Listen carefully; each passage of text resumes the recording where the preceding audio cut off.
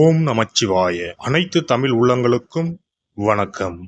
நிகழும் ஸ்ரீ மங்களகரமான குரோதி ஆண்டு மார்கழி மாதம் 17ஆம் தேதி புதன்கிழமை அன்று தனுசு ராசி உத்திராடம் நட்சத்திரத்தில் கன்யா லக்கணத்தில் இந்த மகத்தான ஆங்கில புத்தாண்டு பிறக்கிறது. இந்த வருட ஆரம்பத்தில் கிரக நிலைகள் என பார்த்தால் குரு பகவான் ரிஷபராசியில் வக்ர நிலையில் சஞ்சாரம் செய்கின்றார். கடகராசியில் செவ்வாய் பகவான் வக்ரம் மற்றும் நீச நிலையில் சஞ்சாரம் செய்கின்றார். கன்னி ராசியில் கேது பகவானின் சஞ்சாரமும், விருச்சிக ராசியில் புதன் பகவானின் சஞ்சாரமும், தனுசு ராசியில் சூரியன் மற்றும் சந்திர பகவானின் இணைவும் இருக்கும். கும்பராசியில் சுக்கிரன் மற்றும் சனி பகவானின் சஞ்சாரம் இணைந்திருக்கும். அடுத்ததாக மீனராசியில் ராகு பகவானின் சஞ்சாரம் இருக்கும். இவ்வித கிரக நிலைகளை கொண்டு இந்த 2025ஆம் வருடம் ஆரம்பமாகிறது. இந்த புத்தாண்டில் சனி பெயர்ச்சி, குரு பெயர்ச்சி, ராகு கேது பெயர்ச்சி என முக்கிய கிரகங்களின் பெயர்ச்சிகள் நடைபெற உள்ளது. இதன் காரணமாக சில ராசிக்காரர்களுக்கு குடும்பம், வேலை, தொழில் என அனைத்து விதத்திலும் முன்னேற்றம் ஏற்பட வாய்ப்புள்ளது. பிப்ரவரி 4ஆம் தேதி குரு பகவான் ரிஷபராசியில் வக்ர நிவர்த்தி அடைகிறார். மார்ச் 29ஆம் தேதி சனி பெயர்ச்சி நடைபெற உள்ளது.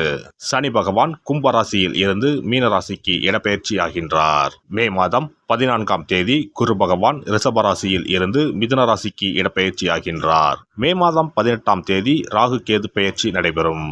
ராகு பகவான் கும்பராசிக்கும் கேது பகவான் சிம்மராசிக்கும் இடப்பெயர்ச்சி ஆகின்றனர். இந்த கிரக அமைப்பு மற்றும் பெயர்ச்சியினால் உங்கள் வாழ்வில் ஏற்பட போகும் சுபபலன் என்ன என்பதனையும், அசுப பலன் ஏற்படுமாயின் ராசிக்காரர்கள் செய்ய வேண்டிய பரிகாரம் என்ன, வழிபட வேண்டிய தெய்வம் யார் என்பதனை பற்றியும் விரிவாக காண்போம். பிறக்கப் போகும் இந்த ஆங்கில புத்தாண்டு உங்கள் வாழ்வில் வளமும் நலமும் செல்வ செழிப்பும் பெற்று வாழ்வில் உயரிய நிலையை அடைய எல்லாம் வல்ல எம்பெருமானை வேண்டி விரும்பி கேட்டுக்கொள்கிறேன்.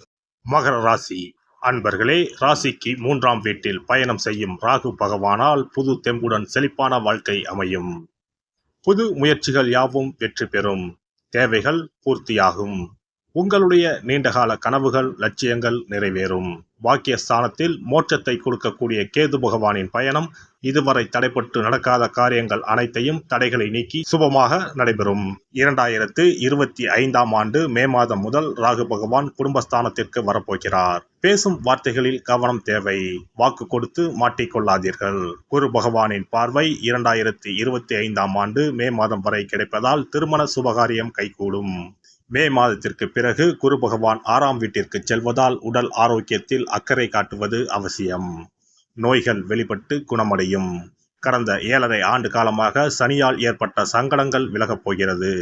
7.5 சனி முடிவுக்கு வரப்போவதால் 2025ஆம் ஆண்டு மகிழ்ச்சி நிறைந்த ஆண்டாக மகர ராசிக்காரர்களுக்கு அமையப் போகிறது.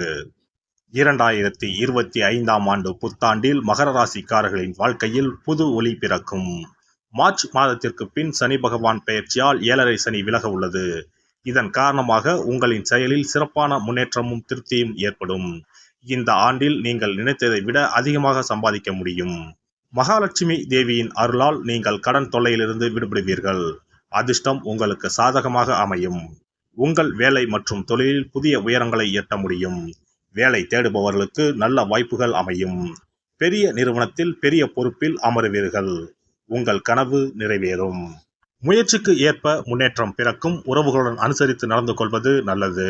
சோம்பலால் சில செயல்களில் தாமதம் ஏற்படும். மறதி சார்ந்த பிரச்சனைகள் தோன்றி மறையும். எந்த சூழ்நிலையும் சமாளிக்கும் தன்னம்பிக்கை உண்டாகும். சுகபோக விஷயங்களில் நாட்டம் ஏற்படும். சமூக பணிகளில் இருப்பவர்களுக்கு செல்வாக்கு அதிகரிக்கும். உடன் பிறந்தவர்களின் மூலம் அனுகூலம் உண்டாகும். பலதரப்பட்ட மக்களின் தொடர்பு கிடைக்கும். வழக்கு சார்ந்த பணிகளில் எதிர்பார்ப்புகள் நிறைவேறும். வெளிவட்டாரத்தில் செல்வாக்கு அதிகரிக்கும். மனை சார்ந்த செயல்களில் ஆதாயம் உண்டாகும். குடும்ப உறுப்பினர்களின் ஒத்துழைப்பு கிடைக்கும். பயணங்களின் மூலம் புதிய அனுபவம் ஏற்படும். தொழில் நிமித்தமான புதிய சிந்தனைகள் உண்டாகும். அரசு தொடர்பான பணிகளில் கால தாமதம் ஏற்படும். உடல் ஆரோக்கியத்தை பொறுத்தவரை அவ்வப்போது சிறு சிறு இன்னல்கள் ஏற்பட்டு நீங்கும். சிந்தனையின் போக்கில் கவனம் தேவை. பழைய நினைவுகளால் ஒருவிதமான பதற்றம் ஏற்பட்டு நீங்கும். தியானம் மற்றும் சிறு அளவிலான உடற்பயிற்சிகளை மேற்கொள்ளவும். வாகன பழுதுகளை அவ்வப்போது சரி செய்து கொள்ளவும். பெண்களை பொறுத்தவரை சகோதரர் வழியில் மகிழ்ச்சியான செய்திகள் கிடைக்கும். சிறுதூர பயணங்களின் மூலம் புதிய அனுபவம் ஏற்படும். சுபகாரியம் தொடர்பான எண்ணங்கள் அலைச்சலுக்கு பின்பு கைகூடும். விலை உயர்ந்த பொருட்களில் கவனம் வேண்டும். நுட்பமான பணிகளை துரிதமாக செய்து முடிப்பீர்கள். செல்வ சேர்க்கை தொடர்பான எண்ணங்கள் கைகூடும். வியாபார பணிகளில் லாபகரமான வாய்ப்புகள் அமையும்.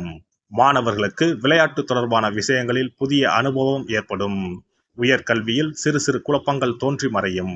கணிதம் சார்ந்த விஷயங்களில் ஆர்வம் அதிகரிக்கும். நபர்களின் தன்மை அறிந்து நட்பு கொள்ளவும். மறதி தொடர்பான சிக்கல்கள் தோன்றி மறையும். ஆராய்ச்சி பணி சார்ந்த வெளியூர் பயண வாய்ப்புகள் கைகூடும். பணி புரிவோருக்கு வேலை நிமித்தமான முயற்சிகள் கைகூடும். எழுத்து சார்ந்த துறைகளில் புதிய வாய்ப்புகள் கிடைக்கும். புதிய பொறுப்புகளின் மூலம் மதிப்பு மேம்படும். சக பணியாளர்களிடம் பொறுமையை கையாளவும். மற்றவர்களை பற்றிய கருத்துக்களில் கவனம் வேண்டும். அறிமுக நபர்களிடம் தனிப்பட்ட விஷயங்களை பகிர்வதை தவிர்க்கவும். வெளியூர் பணி வாய்ப்புகளில் சிந்தித்து செயல்படவும்.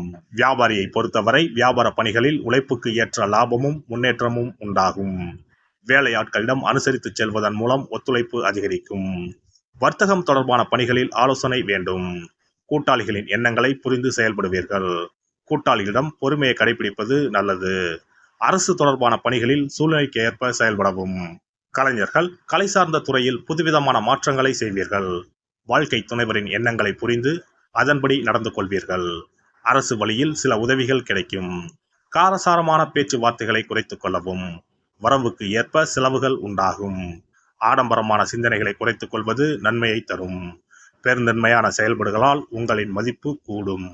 அரசியல்வாதிகளை பொறுத்தவரை சாதுரியமான பேச்சுக்களின் மூலம் புதிய மாற்றங்களை உருவாக்குவீர்கள். பலதரப்பட்ட மக்களின் அறிமுகம் கிடைக்கும். திறமைக்கு ஏற்ப செல்வாக்கும் பாராட்டுகளும் அதிகரிக்கும். எதிராக இருப்பவர்களை அறிந்து கொள்வீர்கள். வழக்கு பணிகளில் சில மாற்றமான சூழல் ஏற்படும். வெள்ளிக்கிழமை தோறும் நல்லெண்ணெய் தீபம் ஏற்றி லட்சுமி நரசிம்மரை வழிபாடு செய்து வர முயற்சிகளில் உள்ள தடைகள் நீங்கும். சிறப்பு தொகுப்பு 2025ஆம் ஆண்டு சிறப்பாக அமைய புத்தாண்டு அன்று இதை மட்டும் செய்தால் போதும். 2025ஆம் ஆண்டு புத்தாண்டை வரவேற்க அனைவரும் ஆவலாக காத்திருக்கிறோம். ஆனால் அதற்கு முன்பு 2024ஆம் ஆண்டிற்கு நன்றி சொல்லி விடை கொடுப்பதும் மிகவும் முக்கியமானதாகும். இந்த ஆண்டில் கிடைத்த நல்ல விஷயங்களுக்கு நன்றி சொல்வதுடன் கிடைக்காமல் போன விஷயங்களுக்கும் சேர்த்து நன்றி சொல்ல வேண்டும்.